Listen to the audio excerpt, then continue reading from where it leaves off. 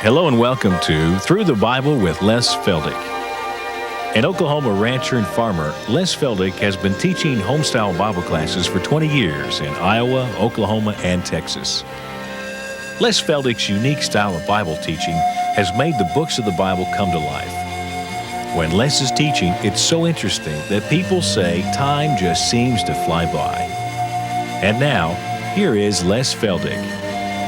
Okay, let's get right back into the book, and while you're looking for Matthew chapter 10, I once again like to let our television audience know that this afternoon during these 4 programs I've got all my kids and my grandkids here with us, and that may never happen again. In fact, I just doubt if it ever would. But anyway, if the camera will just take a quick pan across them. We've got Greg, my oldest son, and his wife Jeanette, and then Jerry and Laura, my daughter, and my son-in-law, and their 2 kids, Tara and Zach.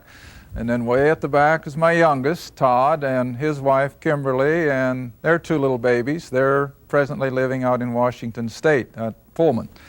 So anyway, I just thank the Lord for them. They are all support in the ministry, and you know, I'm just tickled that at least my older grandkids, whenever they talk about, you know, what they wish for the future, they always qualify it if the Lord doesn't come. And so I just feel they're well taught, because that is the way we have to look at things today. We will do such and such if the Lord tarries. So anyway, we're glad to have the kids with us, and for those of you on television, always remember that all these programs are available on videotape. We can make the audio cassettes if you wish them. We're getting them in print little by little, so you write to us or call us if you're interested. All right, now let's continue then on our study of Christ's earthly ministry. And I'm going to take you all the way on this program to chapter 10, Matthew chapter 10. And again, it's a subject that I know that has raised a lot of eyebrows. It has caused a lot of questions, because after all, why? Why? Well, we're going to hopefully answer. So in Matthew chapter 10, the Lord has just called the 12 disciples in the first 4 verses. And now you come to verse 5. These 12 Jesus sent forth. Now remember, this is at the beginning of his earthly ministry. These 12 Jesus sent forth, and if you haven't underlined it, underline, or at least mark it in your computer up here. He doesn't suggest this, he what? He commands it. Now, he's the Lord of glory.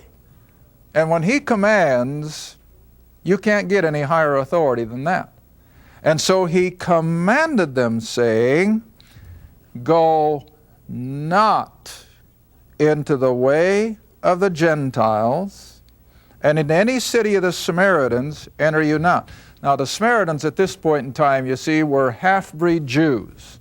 They had lost their pure character as Jews, and consequently were looked down upon and detested by the pure Jew. Now, of course, Jesus will, later in his ministry, still go to the city of Samaria. Philip will go to Samaria in Acts chapter 4 or 5. But for now, Jesus is qualifying that they go not to a Gentile, not to a Samaritan, now verse 6, but rather, now remember this is a commandment, but rather go to the lost sheep of the house of Israel. Now, I say a lot of people say, why? I thought he came into the world to save sinners. Well, you see, that's why I try to show you. Yes, that's what Paul says. But in the beginning of his earthly ministry now, he is approaching only what people? The Jew. And why is he confining it to the Jew? This is covenant ground. Remember, I had it on the board. I'll put it on again until you see it in your sleep. The Abrahamic covenant was that out of Abraham would come a nation of people whom God would put in a geographical area of land, and then one day he would come and set up the government in the person of the king, but he would also have to be their what? Their Redeemer. There had to be a solution to the sin problem. And so all the way up through the Old Testament, you have these parallel lines of prophecy. the coming of a king and a kingdom, but also the coming of a suffering Savior. Now, I always like to put it this way. The Jews of Jesus' day, they wanted the king and the kingdom, didn't they? Oh, they wanted those horrible Romans thrown out. But they didn't want to deal with the sin problem. See, that got too close to home. And so here was their whole problem. But nevertheless, what you have to understand, that the reason Jesus said what he said, he had come, remember the program, I think the 3 weeks ago now on television, for this afternoon, it was our first program. You remember he said, I did not come to destroy, but to what? Fulfill? And I said he was coming to fulfill the covenants? All right, that's why he says what he says. He did not come except to fulfill these covenants, which all rested on the Abrahamic covenant, and that included no one but Jews. Now that's hard for people to swallow, I know. In fact, I guess if I were to put a title on my approach to Christ's earthly ministry, rather than be guilty of plagiarism, I'll give the credit. You know, Robert Frost wrote a poem called The Road Less Traveled. There's a book on psychiatry by a gentleman whose name is, I think, Dr. Peck, and maybe you've read that one. Again, the title is The Road Less Traveled. And that's the way I would title my approach to Christ's earthly ministry, The Road Less Traveled. Now, I'm not alone. Don't think for 1 minute I'm just some kook out here all by myself. There are a lot of people who certainly ascribe to this same approach, but we're certainly in the minority. The majority, I said a while back, they think that as soon as you get into Matthew, you're in Christianity, you're in church ground, and nothing could be further from the truth. This is law. This is Jewish. And Christ came to his own, see? And until his own receive him not, we're going to have to deal with it as under the covenant promises. All right, so mark verse 6 again, where he commands, but go rather to the lost sheep of the house of Israel. Because after all, this is covenant ground. And you can't take covenant promises to a Gentile. Now, let's skip over to, where is it, chapter 15, I think? Yeah, Matthew 15. Now we'll drop down to verse 21. You know, I'm always reminded of someone I heard years ago. I was riding in my pickup, had the radio on, and I imagine it was a preacher someplace in this United States, and he was preaching on this text. And I'll never forget, I was so shocked when I heard the man say it. He said, you know, you got to remember that Jesus had just begun his earthly ministry, and as yet he didn't realize the real purpose of his coming. And he was still bigoted. That was the word he used. He was still bigoted. And he thought that he had to confine his ministry only to the Jew. And I thought, oh, you poor man. How can people be so blind? He wasn't bigoted. He knew what he was doing, far more than most theologians do today. And now look in chapter 15, and we have almost the same situation. Verse 21. And then Jesus went thence and departed into the coasts of Tyre and Sidon. Now those were wicked cities, you remember, up on the Mediterranean sea coast. Verse 22, and behold, a woman of Canaan, Jew or Gentile? Gentile.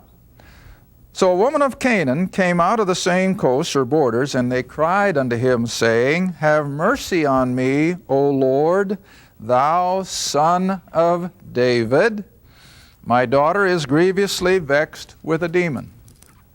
Verse 23, but he answered her not a word. What'd that mean? He ignored her. He totally ignored her. Right? Read on. His disciples came, and they besought him, saying, send her away, for she crieth after us. What are the disciples saying? Lord, get rid of her. She's just a pest. She's a nuisance. She had evidently been following him for maybe a day or two. And the disciples said, Lord, get rid of her. We don't need something like that tagging along. Now remember, the disciples had already been in Christ's presence for some time, and they too understood that she was a Gentile and that they had nothing to do with her. All right? Now, if you will, come on to the next verse. And she now says, verse 24, Jesus speaking, I'm sorry, but he answered and said, I am not sent but to the lost sheep of the house of Israel. Plain language? You can't get it any plainer. And Jesus himself said it. He said, I am not sent but to the lost sheep of the house of Israel. Why? Covenants. There were no Gentiles in those covenants. It was Jew only. And so this Gentile woman was almost presuming upon something that she had no right to presume. Now, where she made her most costly mistake was up there in verse 22 when she addressed him as, thou son of David. See? Now that really qualified who he was and where she was coming from. She couldn't address him as thou son of David. That was a Jewish term. She's Gentile. All right, now you know the account. Verse 25, she comes back. And she worshiped him, and now she drops that son of David part and addresses him as what? Lord. See? Now that brings her a little closer. So now she says, Lord, help me. And he answered, verse 26, and said, it is not meet, it's not right to take the children's bread and cast it to the dogs. Who are the children? The Jews. Who were the dogs of Christ's day? Gentiles. So put it in that light. Jesus said, now look, lady, it's not right for me to take this which belongs to the Jew and give it to a Gentile. It won't work. But she doesn't give up. And so she comes back, and I like her application.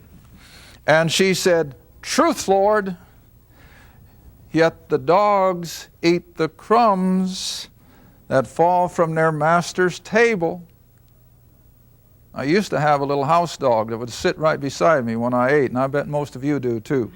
And my wife just never could quite condescend to that. And I'd say, but honey, it's so scriptural. Because way back in Jesus' time, you see, the dog was there waiting for a crumb to fall. But of course, the analogy was that how in the world can you take that which belonged to the family of Israel and give it to a Gentile? Just wouldn't work. All right? But she comes back and she says, truth, Lord. And then verse 28, and Jesus answered and said unto her, O woman. Now, I didn't realize until I guess I was brushing over some of these things in preparation for today.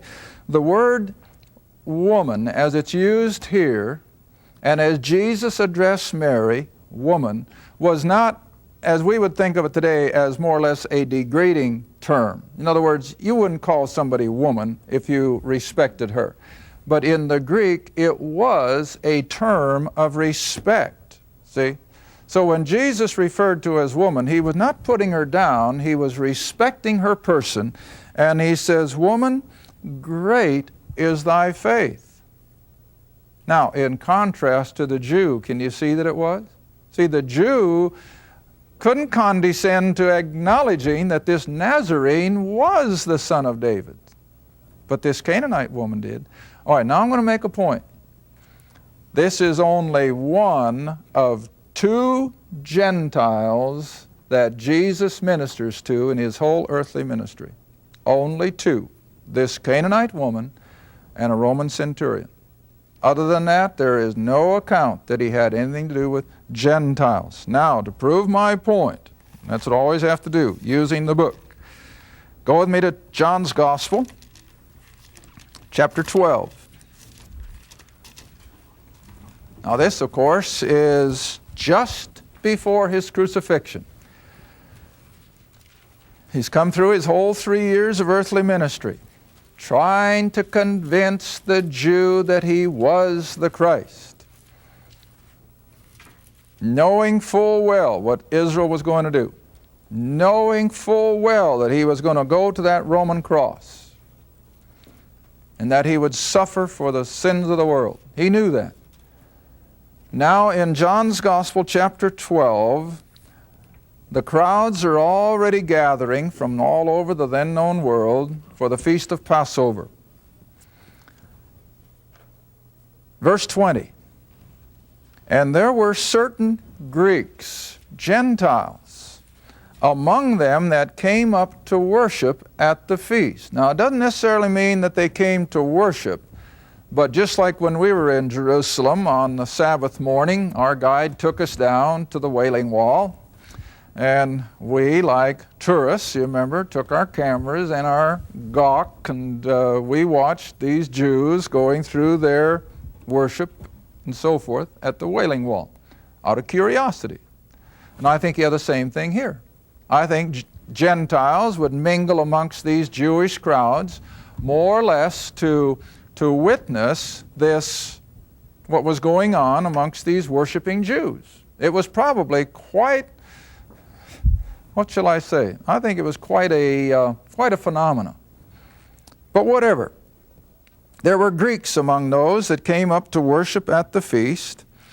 These Greeks came therefore, verse 21, to Philip, who was of Bethsaida, one of the 12, and they desired him, saying, Sir, we would see Jesus. They'd probably heard of all of his miracles and the things he'd done. Hey, we'd like to see this man.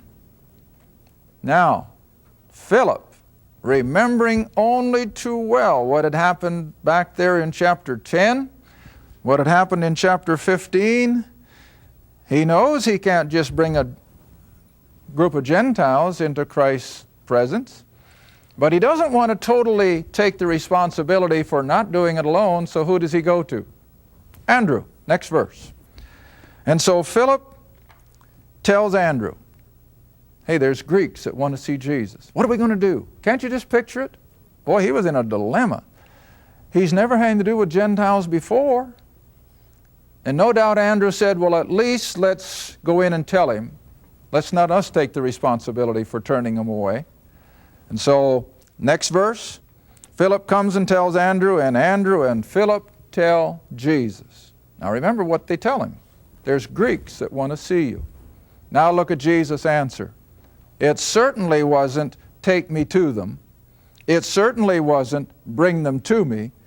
But instead he explains why he could not deal with Gentiles up to this point in time. And here's the reason.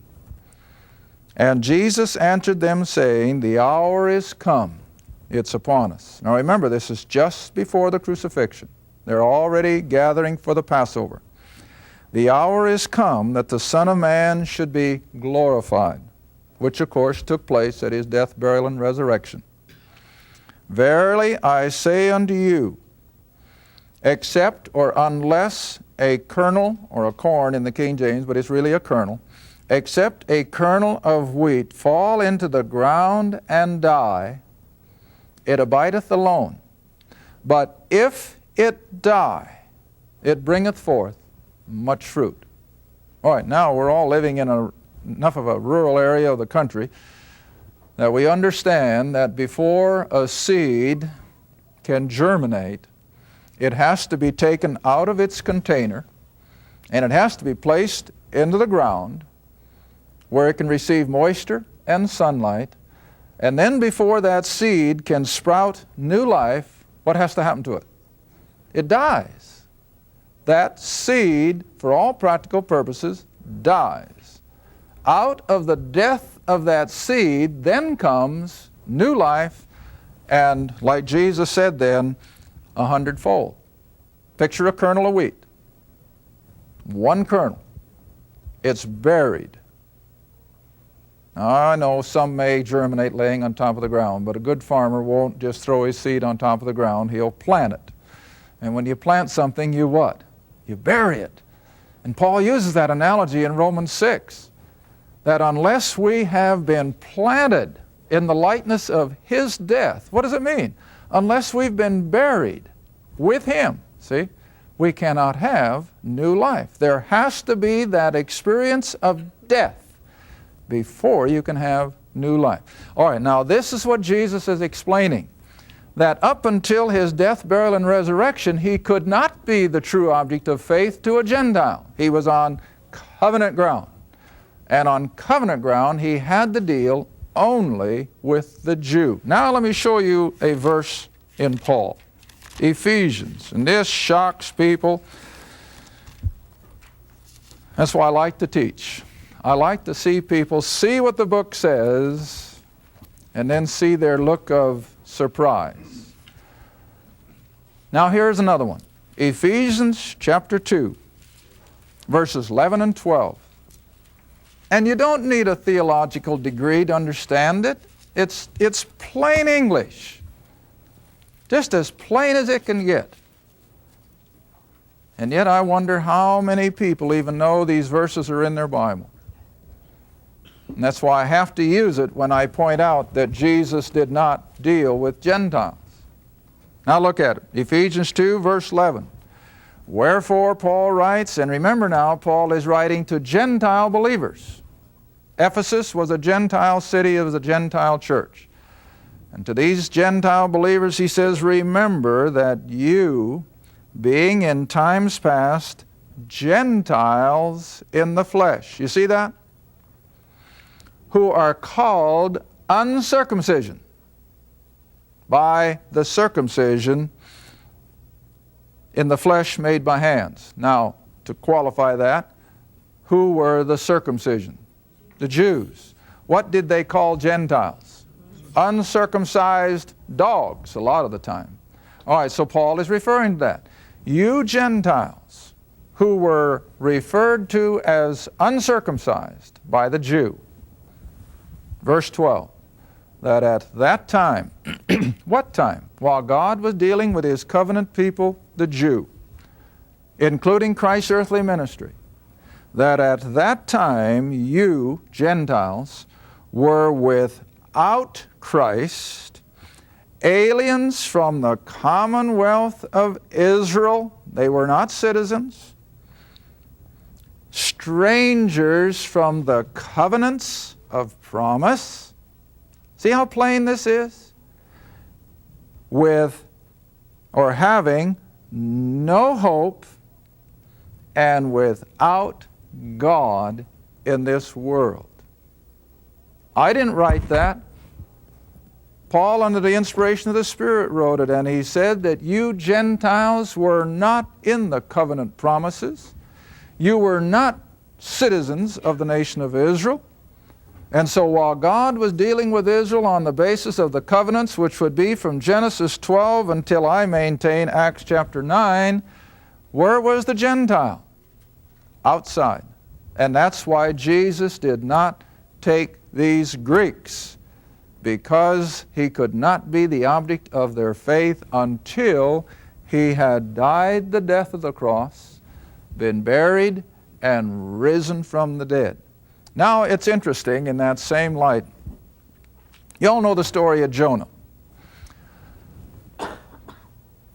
Remember, God told Jonah to go where?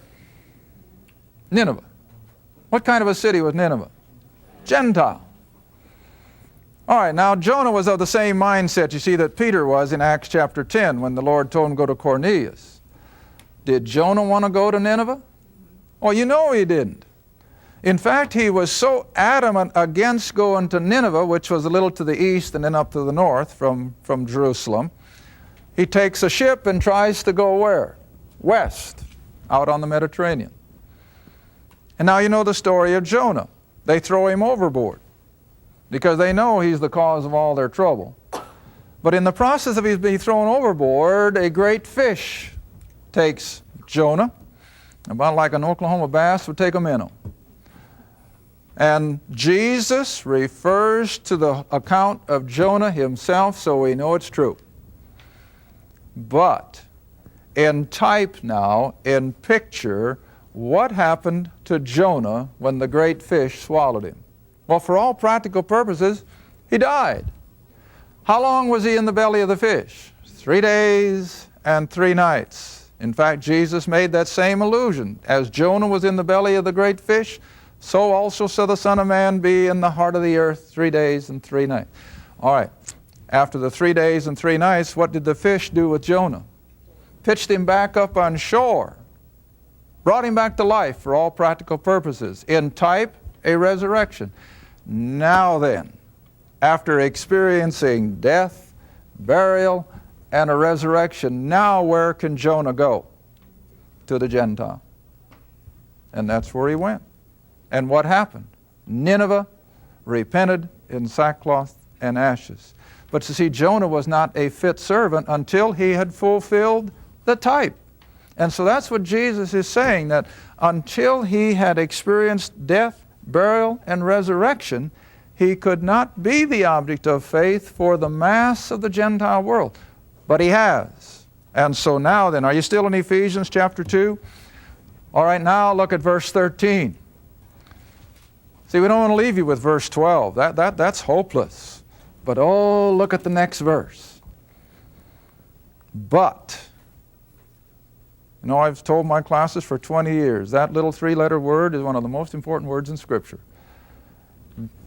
Paul doesn't leave us without hope, without God in this world. But the flip side now is that in Christ Jesus, you who were sometime far off, as Gentiles were then, are made nigh, that is, to God, not by the law, not by the covenants, but by what? The blood of Christ. The finished work of the cross. Now, I don't know how I can make it any plainer. That this is why the Jew was under the covenant promises and the Gentile had no part in it.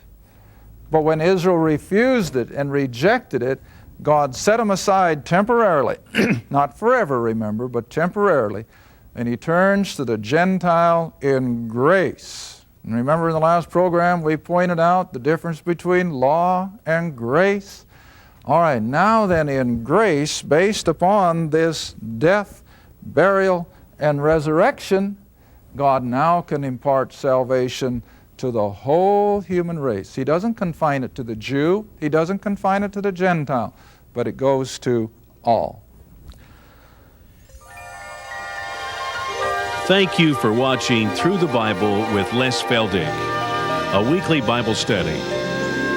If you would like more information about the Les Feldick Ministries, a Bible study in your area, or about this program, write to Les Feldick Ministries, Route 1, Box 760, Kinta, Oklahoma, 74552. That's Route 1, Box 760, Kinta, Oklahoma, 74552. Through the Bible with Les Feldick is viewer supported, and your gift is appreciated. Thank you, and be sure to tune in next time for Through the Bible with Les Feldick.